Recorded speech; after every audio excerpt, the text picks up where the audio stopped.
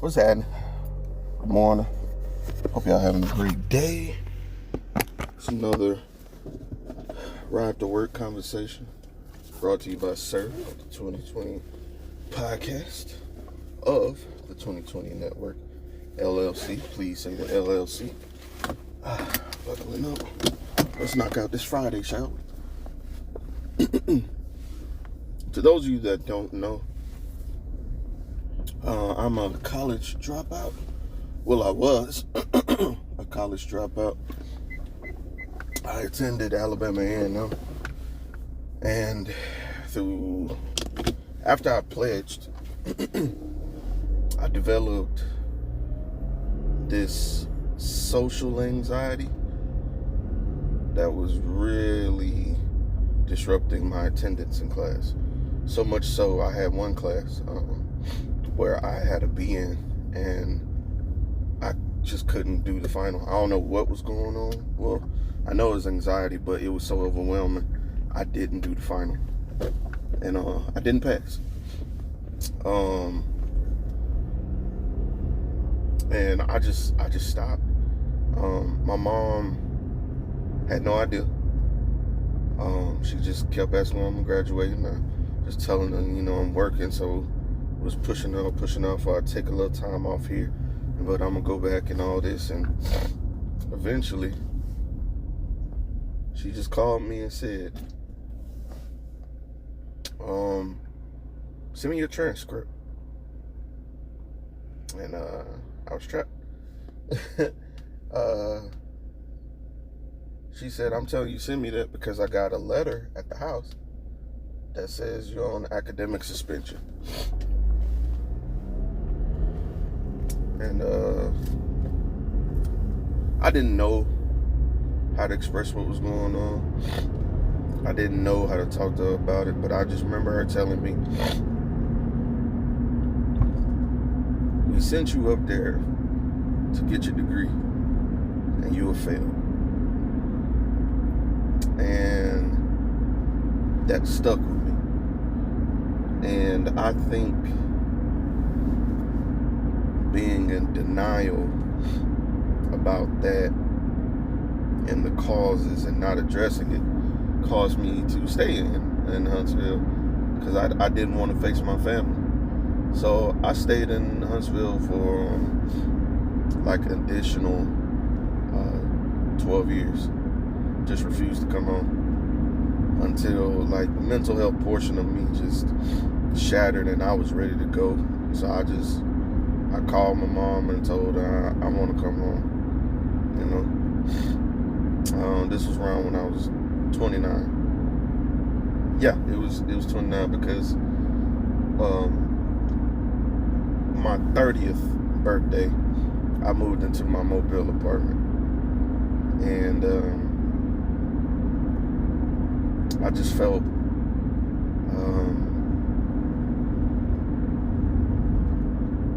hopeless, real hopeless. Still thinking of calling myself a failure. And so I started rationalizing my failure to myself. I was like, well, I didn't get my degree because I'm not smart. Or I didn't get my degree because, I wasn't driven enough. I felt me. I'm a problem. It was self-depreciating. And I did this for years. And essentially I rationalized, well, I'm just never going to be good enough to get a degree. Right?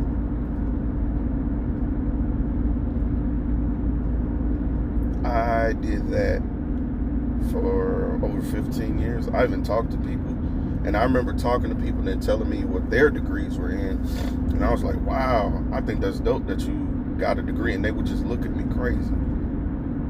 And I didn't think what I was saying was crazy at all. And it was like, they were essentially like my brother in Christ. If anybody could get one, it'd be you. And I just didn't believe it. self-depreciating can be so convincing and alluring. It's an answer to a question that you haven't answered or researched fully. It's kind of like social media research. It's like the first answer you see, bam, that must be it. You know? Self-depreciation is like that. It was the easiest, quickest thing I could go to because of past trauma. And I'm bringing this up because of the conversation is still going about black men in education. For all intents and purposes, growing up, I remember as a young boy being told, you know, oh, you're smart, you could be a scientist or an engineer, you look distinguished. You like, I'm talking about, I was in advanced classes, like all of it, but I can trace it back to where I feel like the support stopped. It's somewhere along the lines of middle school. Somewhere in middle school, the affirmations, the positivity, all of that shit stopped. I stopped getting, and I mean from home, straight up. And I don't remember fully what was going on. I know my mom was going through tussles with her husband at the time. You know, it was a lot. It affected me physically, mentally. It was so much going on, and I felt unnoticed. And I remember, you know, in middle school, you're going through your hormones, right? I'm gonna give an example. And I think sometimes parents disconnect from the kids when they get older because they don't want to deal with a child growing up. I remember liking this girl, and she told me she preferred being written a letter, but not any regular letter. She wanted a sexual letter. I mean, being guy, I'm like, oh, bet, you know, I would love to. Now, mind you, I'm like, I want to say 12. Yeah, 12. So I write the letter. My dumb ass sign my name. I give it to her.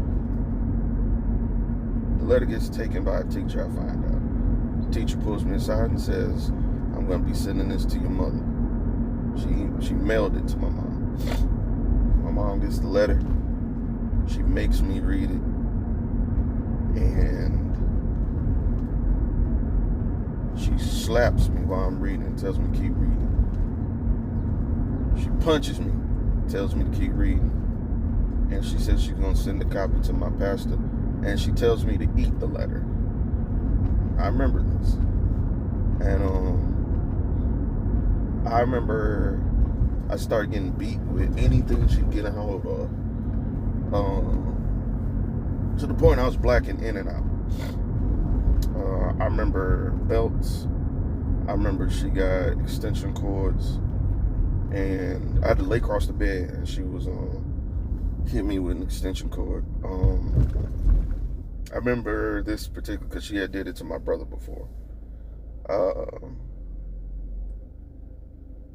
After that was done, she said my brother had intervened and told her to stop. And it was like holding her back because she was blacking out. And then I think she was taking out of frustration with the husband, the job, this letter, and all this. Now, mind you, this is in the age where we've gone super duper holy. We've gone to our regular lives in the hood. We moved to the country, and everything is kind of like a culture shift because now I'm having to go to church like 4 to 5 days out the week. No questions asked. Culture shift because some of the things we used to do, like go to Mardi Gras and go to Halloween stuff, can't do no more. All of that is happening, and I am in my hormone phase. So, bro, I'm going through it. Like, body is changing, my perception of women and sex is changing, and typically my mom would be an open book, but not so here. There was no talking to that was just threatenings of embarrassment to other people. And so I get my ass beat for a while. Like, my legs black, purple, my back fucked up, bleeding in some spots. She says, get out my house. So I go sit outside next to the car. Now, mind you, it's night. I'm just curled up in a ball because I'm crying. I'm in pain. I'm bleeding. And I'm up against the car.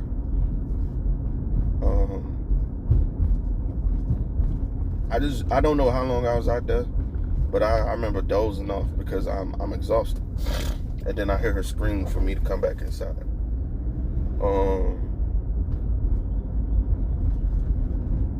I had to go take a shower, and I have to go to school the next day, right? So I go to school the next day, and I have to go to PE. So I go to PE, and I have to dress out. And I dress out, and everybody sees my arms and legs. And some people are concerned.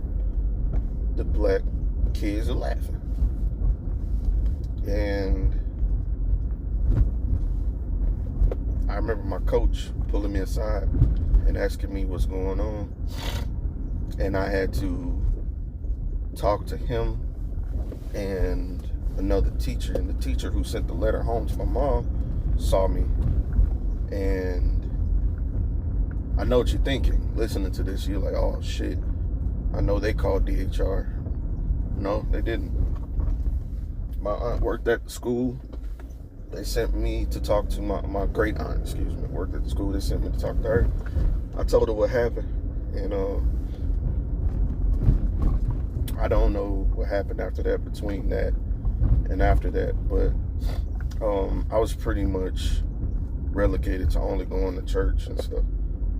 Didn't have like a real social life for a while after that. Like I knew not to ask to go anywhere, like sweetheart dances or homecoming and stuff. So I was stuck in the house. Mind you, couldn't go anything anyway, and anytime I would want to go to like football games and shit, it was always a problem. I was always seen as an inconvenience. My brother would do it sometimes, but my mom just made me feel like, and she justified it by, I don't feel like driving out there. And I was like, well, I could drive. I didn't have a license. She was like, you ain't got no license and you ain't got no glasses, so no. And that was the running thing. Like, my friends would ask me, like, why don't you ever show up to blah, blah, blah, blah, blah, this game or that game. I might get 2 games out the year, bro. I might. And it created, like, this social divide where I can only have friends up to a certain point, and I think about that with my pledging process and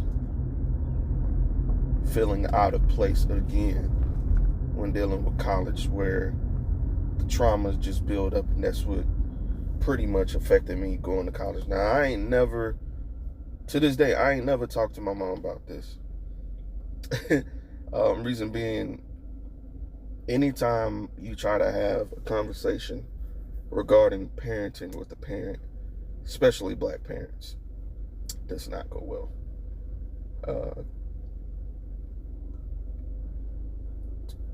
There is no sense of 2 things could be true.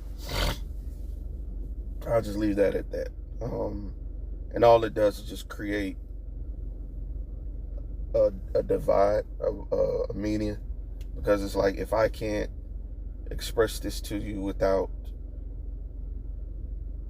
having something thrown in my face or without just listening to reply, I'm not gonna talk. I'm just gonna keep my peace and just keep it pushing.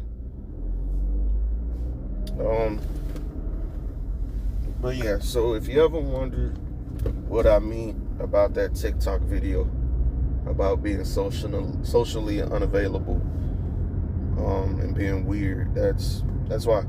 If y'all don't know, why I be like awkward sometimes. It's because it's like that type of shit back in my head.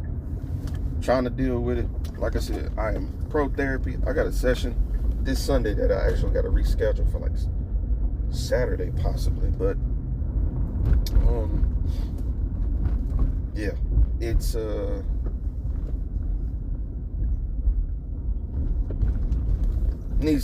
I gotta figure out how to get around it.